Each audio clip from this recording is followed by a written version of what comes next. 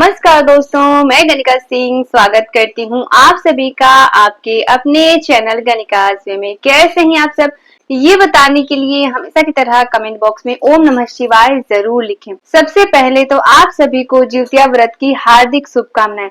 तो चलिए दोस्तों, आज इस वीडियो में हम सुनेंगे जिउतिया व्रत की कथा। ठीक है, जो हमारी दादी नानी जो कहती आई हैं, जो हम सुनते हैं। ठीक है, बहुत ही पुरानी कथा है ये। और अभी भी जिउतिया व्रत के दिन जो है वो व्रत करने के बाद, पूजा संपन्न होने के बाद जिउतिया व्रत कथा सुननी बहुत ही जरूरी होती है, हमें सुननी चाहिए।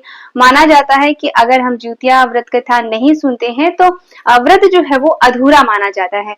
तो इसलिए जिउतिया व्रत की कथा हमें जरूर सुननी चाहिए। अलग अलग जगहों पे ये कथा जो है अलग अलग नामों से प्रसिद्ध है। तो आज मैं आपको चिलो सियारन की कथा जो है वो सुनाने वाली हूँ। तो चलिए हम वीडियो को शुरू करते हैं। उससे पहले दोस्तों, आप सभी से एक छोटी सी रिक्वेस्ट है।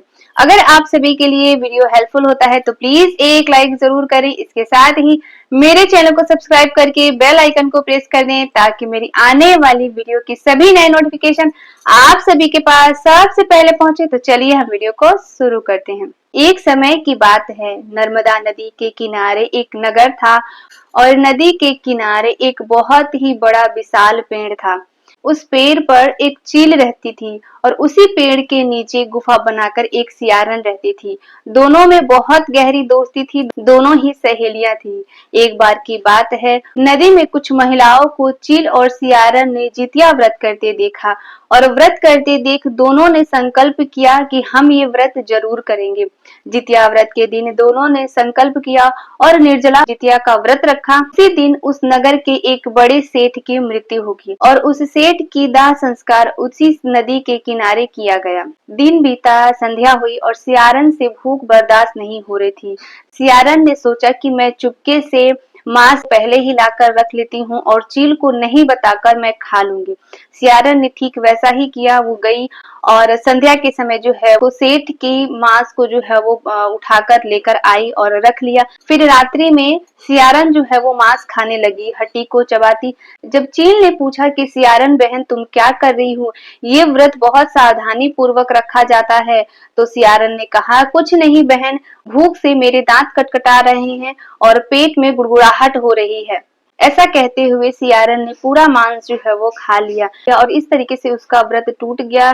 चील ने नियम पूर्वक व्रत रखा और दूसरे दिन स्नान ध्यान करके व्रत का पारण किया और इस प्रकार नियम पूर्वक उसका व्रत पूर्ण हुआ। फिर अगले जन्म में दोनों सहेलियों ने एक ब्राह्मण के घर में जन्म लिया। चील बड़ी बहन बनी और उसका नाम शीलावती रखा गया। शीलावती की शादी बुद्धि सिंह के साथ करवा दी गई और वहीं सियारन जो है वो छोटी बहन बनी और छोटी बहन का नाम कपूरावती रखा गया।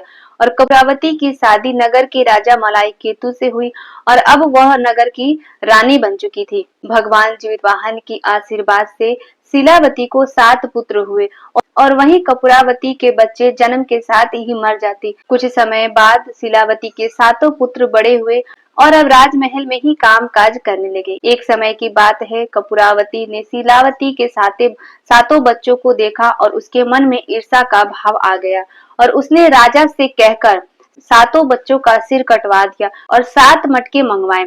7 मटकों में शीलावती के बच्चों के एक एक सर रख के शीलावती के पास भिजवा दिए और इंतजार में बैठ गई कि कब पुत्रों की मृत्यु की खबर आएगी और वो खुशी मनाएगी। यह देख भगवान जीवितवाहन ने सभी भाइयों के मिट्टी से सर बनाए और सर को धड़ से जोड़ दिया।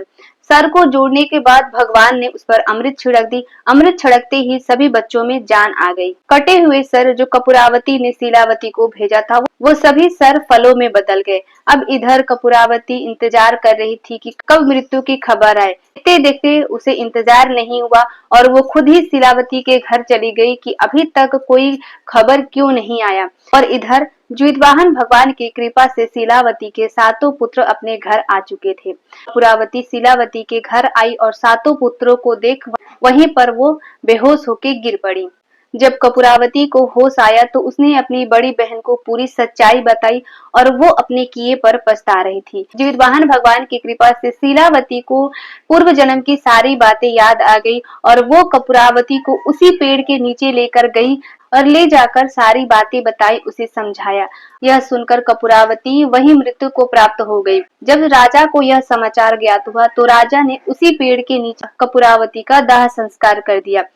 हे जीवितवाहन भगवान, जैसे आपने शीलावती के सातों पुत्रों की रक्षा की, वैसे ही इस कहानी को कहने वाले, सुनने वाले और हुंकार भरने वालों की संतान की सदैव रक्षा करें, उनको दीर्घ आयु प्रदान करें। तो इस प्रकार से यह कथा है। ये बहुत ही छोटी सी एक कथा है चिलो सियारन की, ठीक है। बहुत पुरानी कथा है, दादी नानी वाली ये कथा है, ठीक है, जो मैंने आपसे कहा है। तो व्रत के बाद हमें ये कथा जरूर सुननी चाहिए, ठीक है। और हाथ में पुष्प लेकर हम ये कथा सुनते हैं और अगर ग्रुप में नदी जाते हैं वहां पर तो हम ऐसे भी जो है वो सुन सकते हैं। तो आशा करती हूँ आज का वीडियो आप लोगों को बहुत ही पसंद आएगा। वीडियो अगर पसंद आए तो प्लीज एक लाइक जरूर करें। इसके साथ ही मेरे चैनल को सब्सक्राइब करके बेल आइकन को प्रेस कर दें ताकि मेरी आने वाली वीडियो की सभी नई नोटिफिकेशन आप सभी के पास सबसे पहले पहुंचे। तो मिलती हूँ मैं आप सभी से फिर एक नए वीडियो में, तब तक के लिए नमस्कार।